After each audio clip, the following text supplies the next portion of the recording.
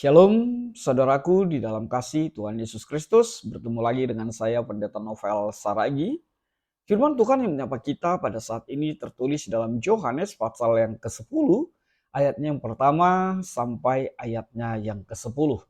Namun ada baiknya kita bersatu dulu di dalam doa. Kita berdoa. Bapa di dalam sorga, terima kasih Tuhan buat kasih setiamu, pemeliharaanmu dalam hidup kami. Terima kasih Tuhan buat kerinduan ini, rindu dengaran akan firman. Maka berfirmanlah Engkau Tuhan, sebab kami siap untuk menerimanya. Amin. Shalom saudaraku di dalam nama Tuhan Yesus Kristus, sahabat terbaik dalam kasih Tuhan. Seperti yang saya sebut tadi, bahwa firman Tuhan yang menyapa kita pada saat ini tertulis dalam Yohanes pasal yang ke-10, ayat yang pertama sampai ayatnya yang ke-10. Begini firman Tuhan. Gembala yang baik, aku berkata kepadamu, sesungguhnya siapa yang masuk ke dalam kandang domba dengan tidak melalui pintu, tetapi dengan memanjat tembok, ia adalah seorang pencuri dan seorang perampok. Tetapi siapa yang masuk melalui pintu, ia adalah gembala domba. Untuk dia penjaga membuka pintu dan domba-domba mendengarkan suaranya. Dan ia memanggil domba-dombanya masing-masing menurut namanya dan menuntutnya keluar. Jika semua dombanya telah dibawanya keluar, ia berjalan di depan mereka dan domba-domba itu mengikuti dia karena mereka mengenal suaranya. Tetapi seorang asing pasti tidak mereka ikuti, malah mereka lari daripadanya karena suara orang-orang asing tidak mereka kenal. Itulah yang dikatakan Yesus dalam perumpamaan kepada mereka. Tetapi mereka tidak mengerti apa maksudnya. Ia berkata demikian kepada mereka. Maka kata Yesus sekali lagi, aku berkata kepadamu sesungguhnya, akulah pintu ke domba-domba itu.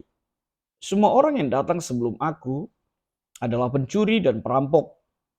Dan domba-domba itu tidak mendengarkan mereka. Akulah pintu, barang siapa masuk melalui aku, ia akan selamat.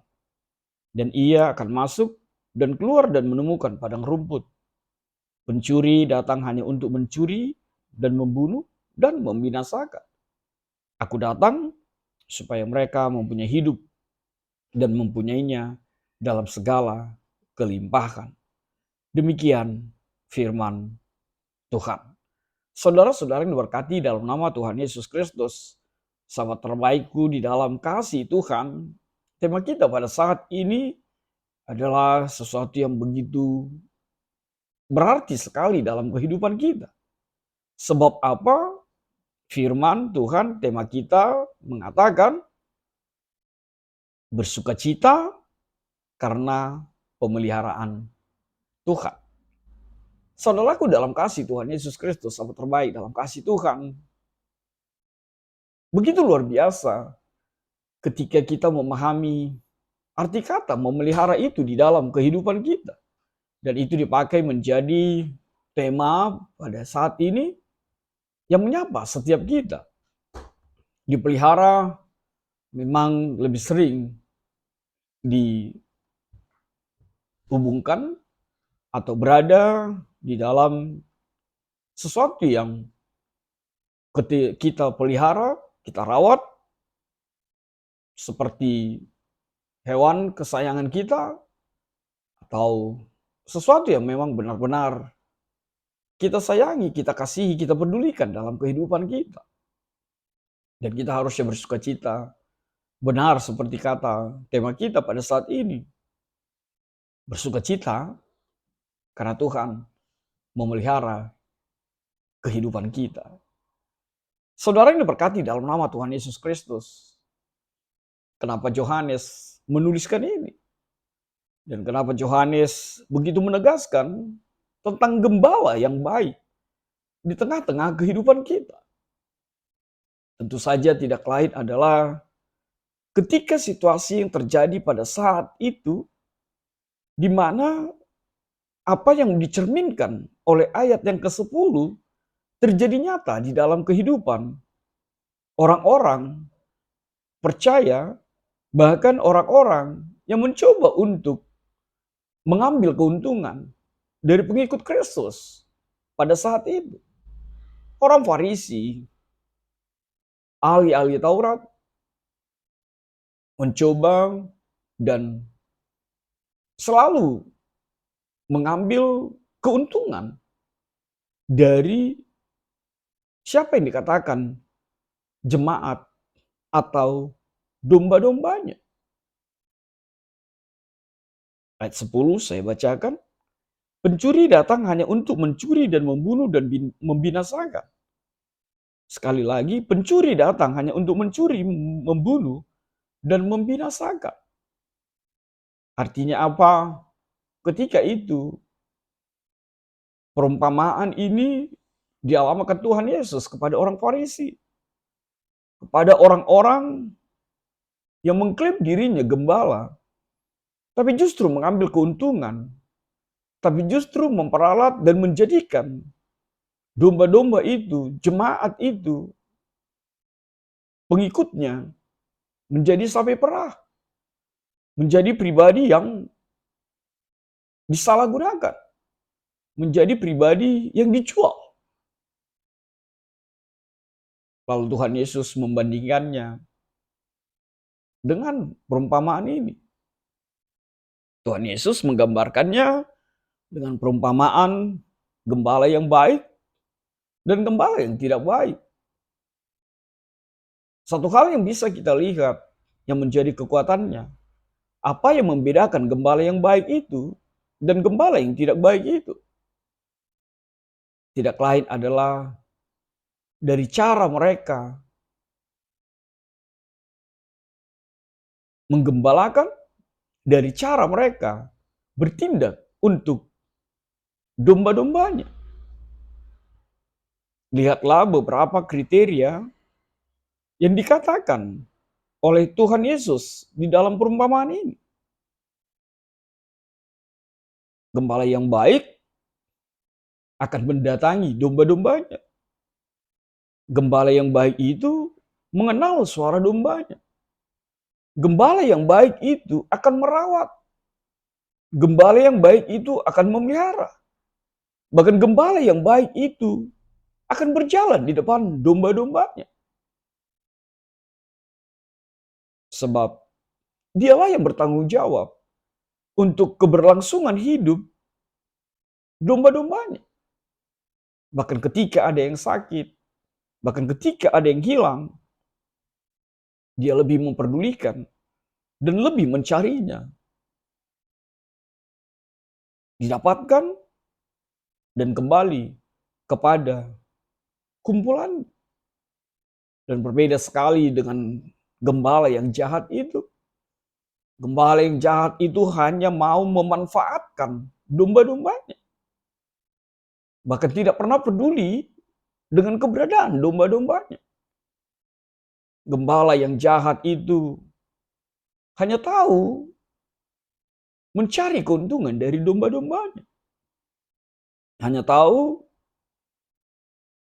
mengambil sesuatu dari apa yang diinginkan dari domba-dombanya. Bahkan hal yang lebih parah, gembala yang jahat itu tidak mengenal dombanya. Dan dombanya dipastikan tidak akan pernah mengenalnya, bahkan tidak pernah mendengarnya. Sebab di sana kita melihat ada hubungan yang saling di antara gembala dan domba itu. Gembala mengenal dombanya dan domba mengenal gembalanya. Bahkan perikop kita mengatakan suara dari gembalanya pun dikenal oleh domba-dombanya. Itu menjadi sebuah perbandingan yang Yohanes tuliskan menggambarkan bagaimana Yesus yang sesungguhnya, gembala yang baik itu. Memang jauh lebih dalam kalau kita memperbandingkan atau kalau kita membaca di dalam Yehezkiel pasal yang ke-34 itu. Di sana tertulis dengan baik bagaimana gembala yang jahat itu memperalat dan mengeksploitasi domba-dombanya. Dan saat ini saudaraku, di dalam nama Tuhan Yesus Kristus, Tuhan Yesus mengatakan dialah gembala yang baik itu. Bahkan lebih lagi dikatakan, akulah pintu ke domba-domba itu. Artinya apa? Firman Tuhan menuliskan bahwa melalui Yesuslah kita mendapatkan keselamatan itu. Bahwa hanya melalui Yesuslah kita mendapatkan sukacita sebagai domba kepada Tuhan Yesus. Kita tahu kenapa kita digambarkan seperti domba. Sebab domba itu tergolong hewan yang paling bodoh. Dan kita, manusia ini, sebegitulah adanya di hadapan Tuhan. Kita bodoh, kita bahkan tidak tahu jalan yang sesungguhnya. Tidak tahu jalan kebenaran itu. Tidak tahu keselamatan itu. Kalau bukan karena Yesus yang menjadi gembala kita, yang menuntun langkah kehidupan kita, yang memelihara hidup kita. Seperti apa yang dikatakan oleh Mazmur 23 itu. Itu sebabnya sekali lagi Tuhan Yesus mengatakan, akulah pintu ke domba-domba itu. Akulah pintu yang sesungguhnya. Saudaraku, di dalam nama Tuhan Yesus Kristus, mungkin saya berbagi sedikit informasi tentang gambaran dari perumpamaan kita saat ini. Kenapa? Karena di sini ada tertulis, kalau gembala yang baik itu, gembala domba itu datang, lalu penjaga membuka pintu. Memang ada dua gambaran kandang domba ketika itu. Kandang domba di perbukitan itu, setiap gembala akan memasukkan domba-dombanya ke dalam kandang, lalu gembalanya akan pulang ke rumah. Dan bisa di dalam sebuah kandang itu ada beberapa domba dari beberapa gembala.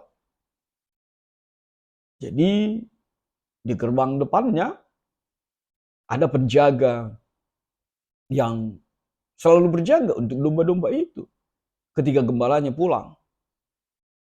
Itu digambarkan dalam perikop kita. Lalu ketika gembala yang punya domba itu datang, maka penjaga itu akan membukakan pintu. Itu gambaran kandang yang pertama. Namun kandang yang kedua adalah kandang yang dimiliki oleh seseorang yang memiliki banyak ternak domba.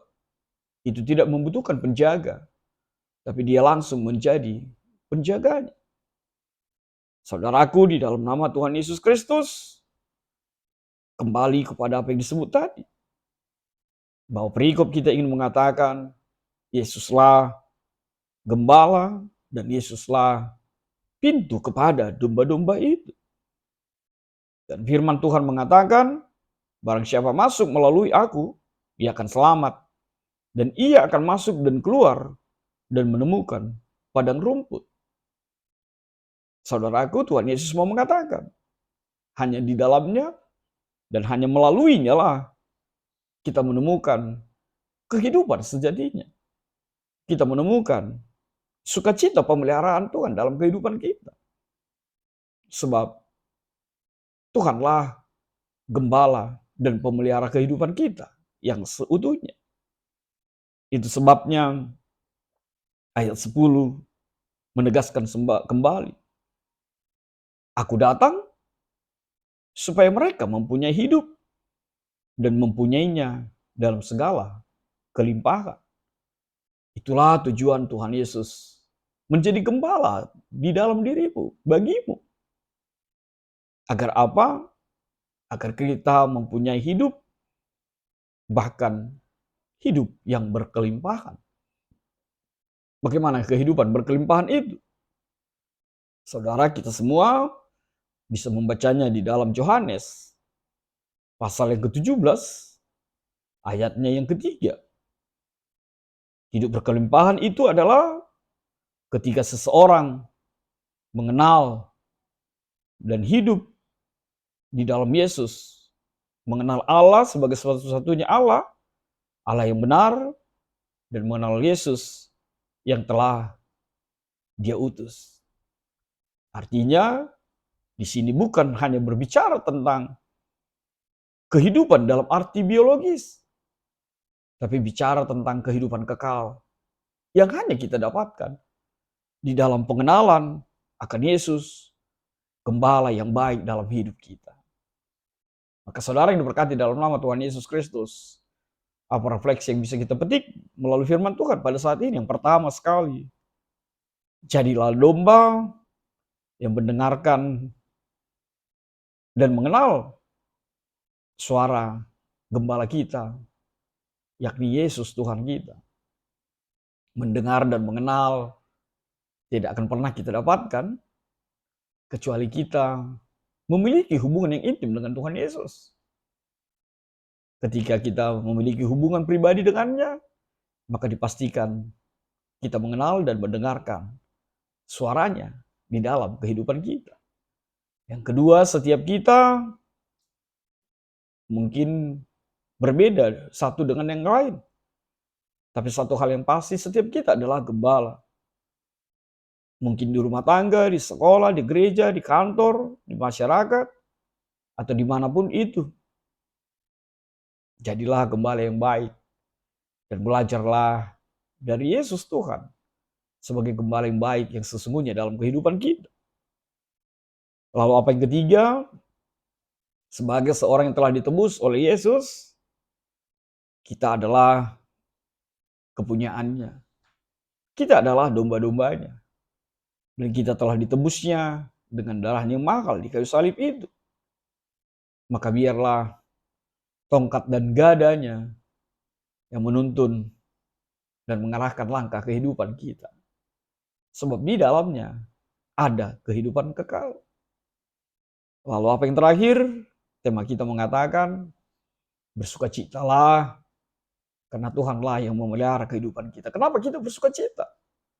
Sebab kalau Tuhan yang memelihara hidup kita, maka semuanya akan berada di dalam rangkaian indah rancangan Tuhan dalam hari-hari kehidupan kita.